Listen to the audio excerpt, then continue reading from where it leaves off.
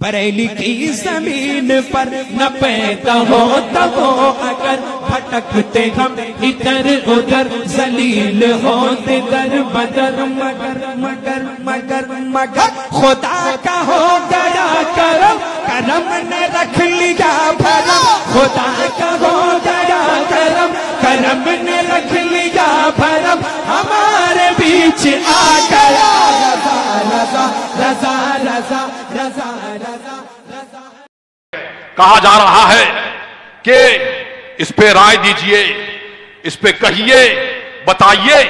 ارے آج تک تم قانون پارلیمنٹ میں بناتے رہے، اب تم جا کے ڈیجیٹل اس میں اور ویب سائٹ پہ اب تم رائے لے رہے ہو، لوگوں سے رائے لے کے تم قانون بناؤ گے۔ اور کہا جاتا ہے جینڈر جسٹس، ایکوالٹی کہ برابری کے قانون، تو ہمیں جو قانون سے ہمیں جو آزادی ملی تو ہمارے 90% لوگ سمجھ لیں کہ فوٹو وغیرہ لوگ نہ کھینچیں، وہ جو کھینچ رہے ہیں اس کو بند کر دیں۔ فوٹو وغیرہ مووی وغیرہ دیکھیے، نہ بنائے، موبائل اس کا چھین لے، جو بھی ویڈیو بنائے۔ طلاق کے تعلق سے لوگ ایک بار میں یہ کہتے ہیں، دے دیتے ہیں تو وہ 3 ہی طلاق مانی جائیں گی، اور یہ قرآن میں ہم اور شریعت میں کسی طور پر تحریف برداشت نہیں کریں گے۔ یہ پیغام تاج الشریعہ کا اس نظم کے تحت یہ بھی کہ زندگی یہ نہیں ہے کسی کے لیے، زندگی ہے نبی کی، نبی کے لیے۔ سبحان اللہ، سبحان اللہ۔ منکرو، اے کافرو اور انصاف کی بات کرنے والوں، کہتے ہو کہ انصاف انصاف، ارے تمہیں آج 1400 سال بعد بھی یہ کہنے کی ضرورت پڑ رہی ہے کہ اگر تم بھرون میں ہتیا کرو گے تو تم جیل ڈالے جاؤ گے۔ 1400 سال پہلے اسلام نے عورت کو وہ انصاف دیا کہ بچی زندہ درگور نہیں کی جائے گی، اور پراپرٹی میں حصہ اسلام نے 1400 سال پہلے دیا۔ تمہارے ہاں آج بھی انصاف نہیں ہوتا، اور آج بھی جو زمین جوتنے والی ہے اس میں حصہ نہیں ملتا۔ تو جینڈر جسٹس کی بات تم مت کرنا، اور تمہارے منہ سے تو کسی صورت اچھی لگتی نہیں۔ تم پہلے اپنی والی کو انصاف دے دو، پھر کرو کی بات کرنا۔ نعرہ تکبیر،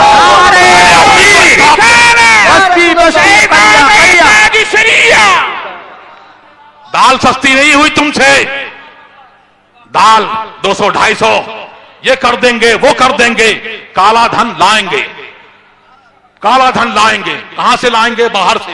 کالا دھن آ رہا ہے، اور اب 125 کروڑ لوگوں کو لائن میں لگا دیا اس میں، اور یہ کہا کہ 125 کروڑ لوگ جو ہیں کالا دھن تمہارے پاس، کالا دھن تمہارے پاس ہے، آؤ لائن میں لگو، تم جمع کرو۔ تم کہتے ہو انصاف، تمہارے منہ سے انصاف کی بات ہرگز اچھی نہیں لگتی۔ اور سنو، یہ کہتے ہو، دیکھیے بنیادی بات سمجھ لیجئے، ہمیں جو اصول سمویدھان سے جو ہمیں ملی آزادی، اور یہ ہمیں کو نہیں ملی، بلکہ ہندوؤں کا اپنا ایک الگ قانون ہے، کرسچن کا اپنا الگ ہے، پارسیوں کا اپنا الگ ہے۔ تو سب کے قانون، اگر تم کہتے ہو کہ یونیفارم کرنا ہے، کامن کرنا ہے، تو کامن کرنے کا مطلب یہ ہے، ویسے تو یہ ہے کہ جو سامان ایک طرح کے لوگ ہیں ان کے اوپر ایک طرح کا قانون لاگو ہوگا، لیکن اگر تم اس کو یکساں کرنے کی، کامن کرنے کی بات کرتے ہو، تو تم نے جو دلتوں کو حق دیا ہے کیا اس کو ہٹاؤ گے؟ پچھڑوں کو جو تم نے حق دیا ہے، اور جو تم نے ان کو ریزرویشن میں جو مراعات دی ہیں، کیا اس کو الگ کرو گے؟ اور نارتھ ایسٹ کے لوگوں کو جو کلچر کی آزادی ملی ہے، کیا اس کو تم ہٹاؤ گے؟ اور آدی واسیوں کے حقوق کو تم کیا چھینو گے؟ تم نہیں چھین سکتے، ہرگز نہیں چھین سکتے۔ اور سمویدھان، آئین کا جو قانون جو بنایا گیا وہ اصولی قانون ہے، جو اصول ہے تو ڈائریکٹو پرنسپل سے وہ رد نہیں ہوگا، اور ڈائریکٹو پرنسپل کی بات کرتے ہو, دفعہ 44 کی بات کرتے ہو کہ اسٹیٹ یکساں قانون لاگو کرنے کی کوشش کرے گا, تو یکساں قانون ویسے تو لاگو ہے ملک میں. دیکھیے 90% سول کے معاملات جو ہے وہ ٹرانسفر کا, جائیداد کا, اس کے معاملات وہ سارے ایک سے ہیں. باقی اپنے رسم, اپنے کلچر کے حساب سے لوگ الگ الگ طرح سے شادی بیاہ اور اس کو کرتے ہیں. تو اس کے لیے بھی تم نے ایک اسپیشل میرج ایکٹ بنایا اور تم نے 100% وہ کر لیا. تو یہ باتیں لوگوں کو بہکانے کے لیے مت کرو اور یہ کوشش کرو کہ مہنگائی کم ہو جائے. لیکن اب مہنگائی کم کیسے ہوگی یہ دیکھ لو مسلمانوں, یہ دیکھو اس وقت کوشش ہوئی تھی اور بدیا کرن کیا گیا تھا اور نسبندی کا قانون لاگو کیا گیا تھا.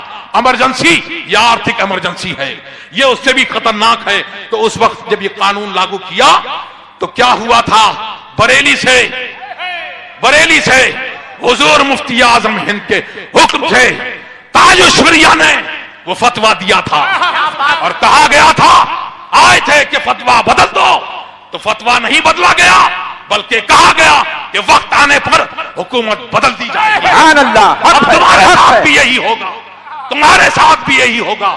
125 کروڑ لوگوں کو تم نے پریشان کیا ہے, اب یہ لوگ تمہیں لائن میں لگا دیں گے انشاءاللہ. اور سنو, اللہ اکبر. شہزادے تاج الشریعہ, شہزادے تاج الشریعہ. سبحان اللہ, سبحان اللہ.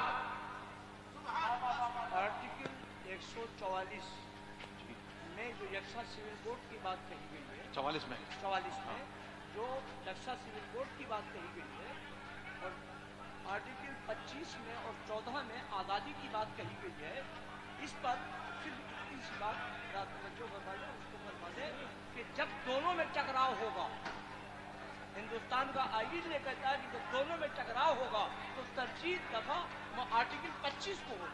وہ اصولی ہے, دفعہ 25 جس میں 29, 14, 15 ان دفعات میں یہ اصولی ہیں, یہ رائٹس ہیں, یہ فریڈم جو دیا ہندوستان کے آئین نے.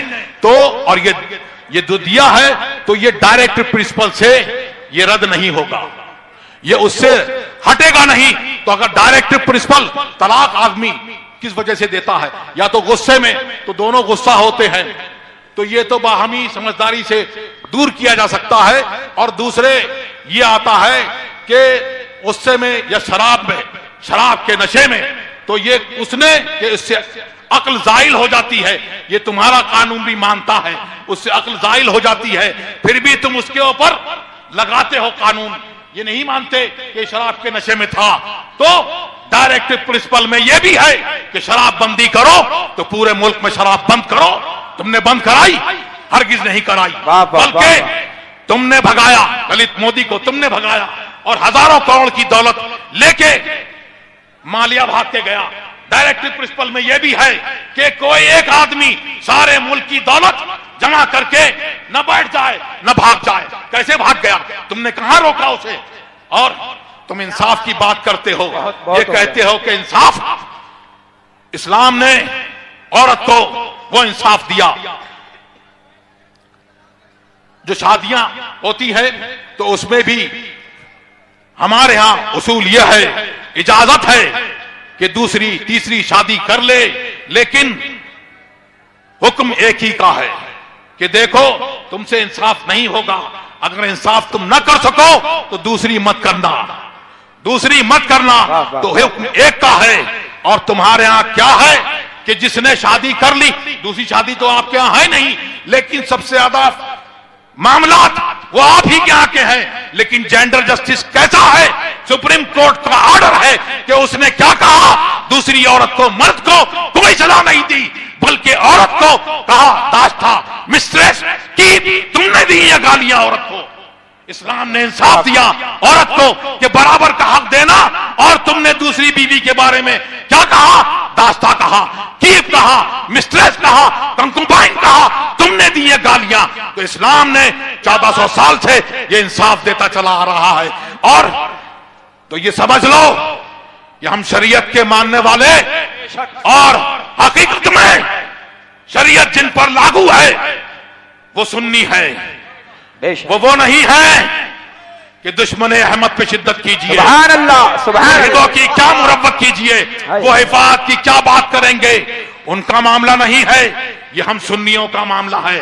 हिफाजत तो अल्लाह तबारक व तआला करने वाला है, लेकिन इसके लिए कोशिश हम करेंगे। तो ताजुल शरिया फरमाते हैं कि ना समझ मरते हैं, याद रखो। इस जिंदगी पे, ये 4 दिन की जिंदगी पर ये ना समझ जान देते हैं।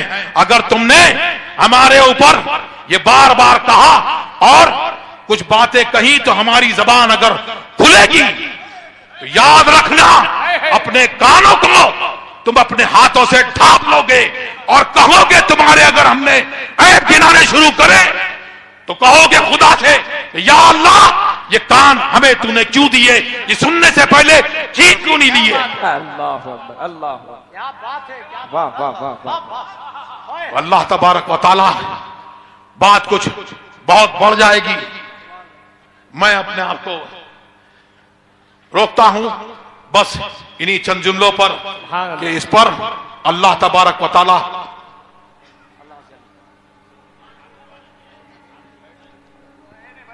तो आप लोग इस मुहिम में और इस कोशिश में क्या आप लोग हम लोगों के साथ में हैं? बताइए, हाथ उठाकर जवाब दीजिए। सुभान अल्लाह, सुभान अल्लाह। ये देख लो, ये है नबी के चाहने वाले, ये नबी की शरीयत पर अपनी जान दे देंगे। ये हुसैन वाले हैं, ये शरीयत पर आंच आने नहीं देंगे, चाहे कोई हो, ये हक हमसे कोई नहीं छीन सकता और हम किसी का हुक्म मानने के पाबंद नहीं। संविधान ने, आईन ने हमें यह आजादी दी है, तो उस आजादी का इस्तेमाल हम करते हैं और दूसरे लोग भी करते हैं, तो हमें छेड़ो मत।